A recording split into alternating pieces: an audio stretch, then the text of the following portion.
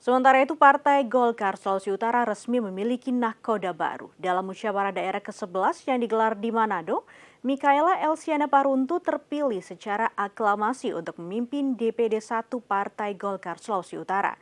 Seperti apa target MAP setelah mengantongi dukungan penuh kader beringin? Berikut informasi selengkapnya. Musyawarah daerah atau Musda ke-11 Partai Golkar Sulawesi Utara yang berlangsung pada Sabtu 11 April berakhir dengan keputusan bulat. Mikaela Elsiana Paruntu atau yang akrab disapa MEP resmi ditetapkan sebagai Ketua DPD 1 Partai Golkar Sulut secara aklamasi. Tampil sebagai calon tunggal, MEP berhasil menyapu bersih dukungan 100% dari seluruh perwakilan kabupaten dan kota, serta organisasi sayap Partai Golkar se-Sulawesi Utara.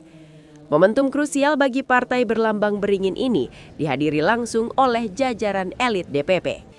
Ketua Umum Bahlil Lahadalia bersama Sekjen Muhammad Sarmuji tampak hadir mengawal jalannya pembukaan musdah, sekaligus memberikan legitimasi kuat terhadap regenerasi kepemimpinan di bumi nyiur melambai. Kalau mengenai target dari ketum tadi, tentu ada banyak cara yang bisa kami lakukan dan kami laksanakan. Sebagai DPD 1, tentu kita akan tetap turun ke DPD 2, kota kabupaten yang ada, melakukan konsolidasi, memperkuat organisasi yang ada di kota kabupaten sampai ke tingkat kecamatan dan juga desa ya. Karena kita tahu bersama untuk mencari kader-kader yang terbaik kita harus turun langsung ke lapangan. Dan itu yang akan kami lakukan ke depan. Kalau Tuhan berkenan segera dilantik. Lantik dulu baru bisa. Usai terpilih, MEP menegaskan komitmennya untuk melakukan konsolidasi internal secara menyeluruh guna memperkuat akar rumput Partai Golkar menghadapi kontestasi politik mendatang.